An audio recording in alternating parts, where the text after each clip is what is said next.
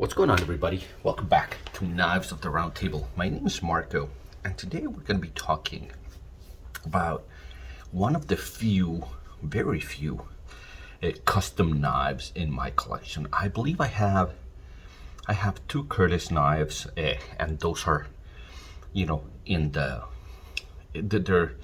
they're as close to production as you can get with still being custom.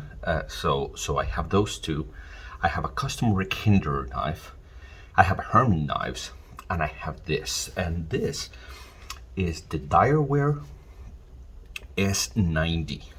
And I picked up this knife because I saw a video from Jim Skelton. And in that video, I think he calls it his Magnificent Seven. And he goes over 7 knives that will never leave his collection. Now, Jim Skelton, he's now a knife designer, but he's a fairly avid knife collector. And so when he calls his Magnificent Seven, I kind of paid attention, right? Somebody that is a high-end collector of knives tells you what his top 7 are, then you should listen. And he's got, a really nice Praetorian tie from Greg Medford. He's got a couple of others, but one of the ones that he has is a Direware. Now, the one that he has is a little bit larger version of this. I think the one that he has is the Solo. This is the S90, which is a smaller version of the knife. So let me give you a tour of what we've got here.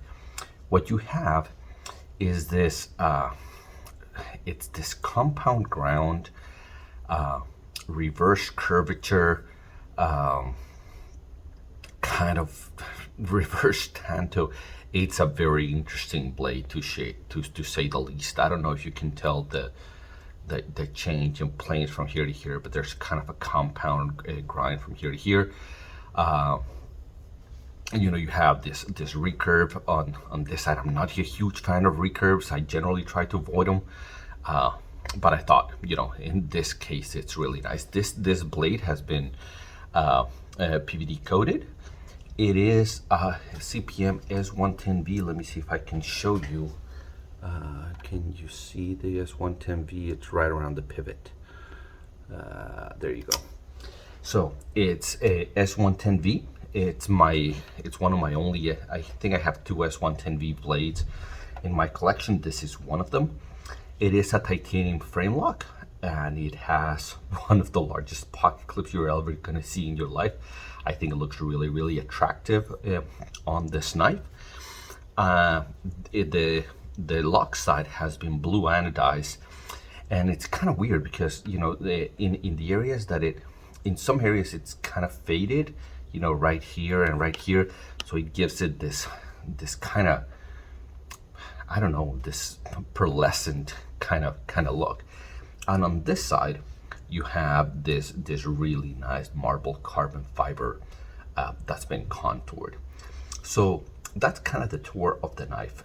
Now, let's get started with the review of the knife. And what we have here, it's not a huge knife.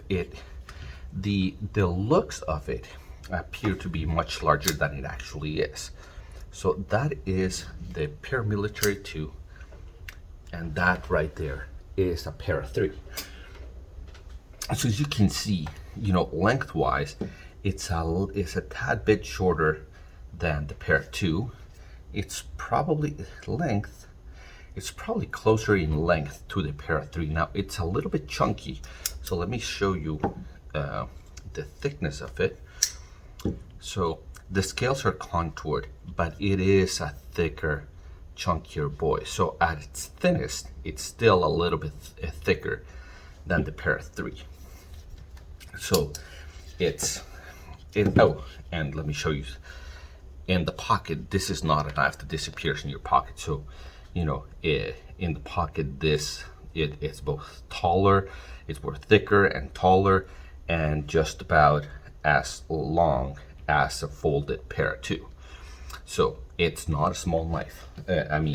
It's not small in the pocket. It's not a huge knife. It's just chunky in all dimensions. So let me show you lengthwise. It's probably close to the bug out, but like I said, it carries nothing like the bug out. This is just, it feels like a much chunkier knife. The blade is tall, the handle is tall, it is thick, it's contoured.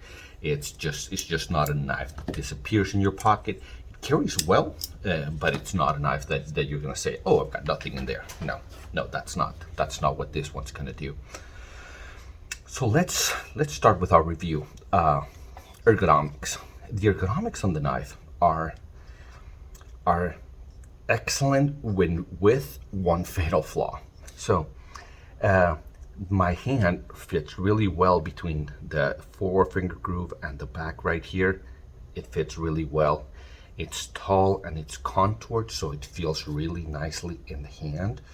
And it kind of locks in with this, the flipper tab kind of becomes this kind of guard, you know, so your fingers kind of even protect it, as you can see.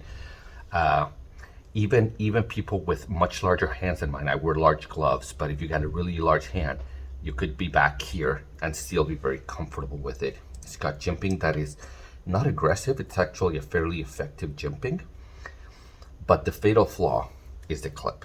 Okay, there's the corner of the clip. This is a flat face. It's not been milled in this direction. It's not been contoured. And it's I won't call it a sharp edge, but it is a 90-degree edge. It hasn't been chamfered, and because it's so massive, you feel it in every inch of your hand. You feel every single inch, you know, of that point, of this edge, of that, all of the pocket clip. You feel all of the pocket clip in your hand. So obviously, a custom knife like this one, you know, this is pushing $1,000. This is not gonna be probably a hard use knife where you're gonna really need to bear on it and cut for hours, right? That's not what you're gonna do with it. But the ergonomics on it, because of the pocket clip, are not great. Okay, so you know, and it wants to be great. I think if it had a smaller, more ergonomic pocket clip, it could be, because everything else is nicely rounded and everything, and you know, you got it, the knife tells you how it wants to be held. But other than the pocket clip, I guess what I'm trying to say is that the pocket clip, it's a huge problem. Next up, cutting. This cuts really well. So recurves are great at cutting. They're great at slicing. They're great at utility cuts, right? At draw cuts, especially something like this that has the recurve with a compound, because you end up with this little point corner right here that you can use to open packages. So it's really nice for that, and especially because when you're cutting kind of cardboard, the recurve draws the material in, and you start to be able to cut very well. So recurves are, you know, for anything like skinning, for anything like slicing through cardboard, those kinds of things, they are really good. You know, it's a pain in the butt to sharpen them. It's really difficult. I haven't attempted to sharpen a recurve blade. I think I'm gonna leave that to somebody that is better at it than me. But the cutting on this is really nice. It's really good, even though it's not a thin stock here. That's the stock comparison versus the Para 2. Okay, so significantly thicker than the Para 2 here. I'll show you here. So it's much thicker than the Para 2, but because of the recurve, it cuts really well. You do get a little bit of wedge action when you start to push through cardboard and those kinds of things. But the recurve, it just helps this blade geometry, helps the cutting so much that I would classify this as a fairly decent cutter. Now, action is actually really nice. It fires really nicely, as you can tell. You know, the only place where I've kind of worn down the finish or the coating is right at the flipper tab. It's just, you know, it's a joy to flip. Can you tell where I've worn it out? Yeah. Uh, it's a joy to flip. It fires really nicely. You've got this external stop pins out here, and then it just drops shut, and it has this ting. Let me see if I can. When it closes, the acoustics on it are phenomenal. There's no jimping on the flipper tab. The flipper tab is very effective. Okay, I think it's really nicely. It does a really nice job, but I would like a little bit of jimping, because now that I've kind of polished the heck out of it by flipping it, it's a little bit slippery. But the action is drop shut, and it fires reliably. It's really, really, really nice action. They've really dialed it in. So next, fit and finish. Fit and finish is very good without it being just excellent. And let me tell you why I think that. For it being a custom knife, for example, one of the things I do not like is that the scale is being contoured like that, but the pivot has not been. And so what you get is like this well right here. There's this drop between this face and that face. And I just think that, for a pivot that looks like this, it really should follow the contour of the carbon fiber, so you get a small, the same surface all around. Now, I do realize that when it's contoured in that direction, the pivot has to be a captive pivot, otherwise you don't get the correct planes. But for a custom knife, I think that's what should have happened. Next up is that this you have these external stop pins, but you also have this internal stop pin. And not only that, you have a stop pin that is visible on both sides. And I just don't think that's necessary. If you've got external stop pins, then use those, right? Because it's not really a thumb stud. You can't really use it. I can't even deploy it that way. So those are external stop pins. So you've doubled down on the external and the internal stop pin, and then you've made it visible, and it's not anodized, so it looks, it looks nickel or silver on this side and on that side. So, man, I really wish that either it didn't have stop pin because you're using the external ones, or hide it behind the carbon fiber and the titanium scale. It's certainly thick enough that you could hide them. A lot of knives can hide the stop pins, and I think they should have done that. So I'm nitpicking here, but when you get a custom knife at this price point, then that's what you do, right? You nitpick the heck out of it. Now, for the rest of it, I really like the grind that he's done on here. I like they've got this nice sharpening choil. Not that I'm gonna sharpen it, but I'm sure the person who's gonna sharpen it will appreciate it. The anodizing has faded a little bit because I do carry this, but I kind of think that it gives it a little bit of character. It gives it a little bit of a diffused color. I think I'm enjoying that. You do have an over travel stop and a lock bar insert in here, so that's pretty nice. And actually, what I wanted to say is I think the clip is really attractive, and it works really well for what the clip is supposed to do, right? It works really well in the pocket. It has really nice retention. Obviously, something that is that big, your knife is probably not going anywhere, other than it affects the ergonomics tremendously. I think it's really well done. So the fit and finish, I would say that overall is very good. It's not excellent to the point where I would expect a knife in this price range. For example, you got like a Shirogorov, my F3NS.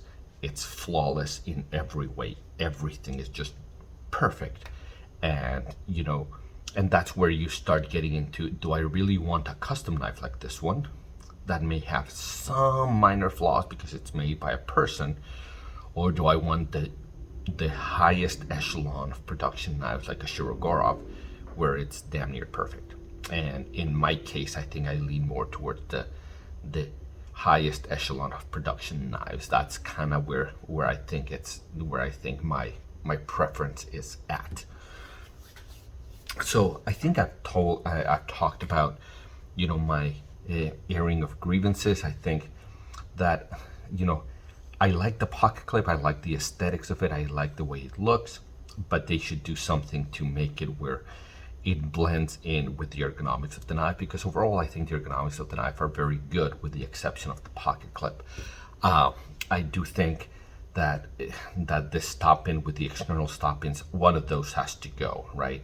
This one doesn't bother me because it's not really in the cutting path. It tucks away in this kind of cutout here. But this one, you know, if you're gonna keep this one, then get rid of that one or hide it or something, right? Because what you see here is you got a little bit of the hardware that is, you know, silver color, and then you got a little bit of the rounded black color. The same on this side, right? You got like this one that is silver, this one looks grayish, this one's black. It's just a combination of a lot of things, you know, where the hardware doesn't seem to match a whole heck of a lot. It's a great knife. It's a tremendous knife. I understand why Jim Skelton has his as one of his Magnificent Seven, and I've had this for a while, as you can tell. But at this price point, I think there's some design choices that I think I would have done differently. Now, one design choice that I would not change is the S10V blade. That is just, that's really, I mean, I've had this for a while, and even now, 2022, S10V is hard to find in blades, and this one's been mine for probably about 2 years. So, the fact that, really cutting edge steel here, especially for when I got it, but even still now. So guys, I tried to give in my channel a little bit of everything, some more commercial mainstream knives, such as the bug outs or the Spydercos. I've done those reviews, but then at some point I also want to give space and voice to some grail knives, to some grail pieces like the Direware here. People have to decide whether they want to spend this much money on a knife. It's not needed for any practical purposes, right? Chances are my Para 3 is a more effective tool than the Direware, right? This is something that you own because of the pleasure of owning it, and people should be able to do with their money as they please. So if this is a grail knife that you have in your head, I do think it's worth having. I wouldn't put it above something like the Shirogorov F3NS. I would put it probably at the same level of Grimsmo Norseman or thereabouts. Okay, that's kind of the tier that I would put it at. Guys, hopefully you have enjoyed this. If you do, then like and subscribe. Don't get notified. Nobody likes to get more emails. And you know where to find my content. Until I see you at the next one, take care.